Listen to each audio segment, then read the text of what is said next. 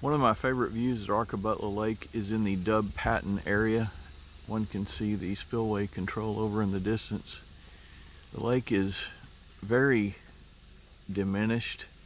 I can remember when that little knoll or little island had water all the way up to it.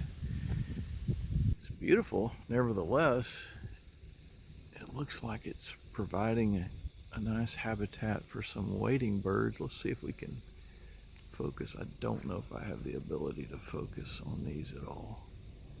Let's see. I see one wading bird out there. Yeah, you can kind of see that. Isn't that kind of cool?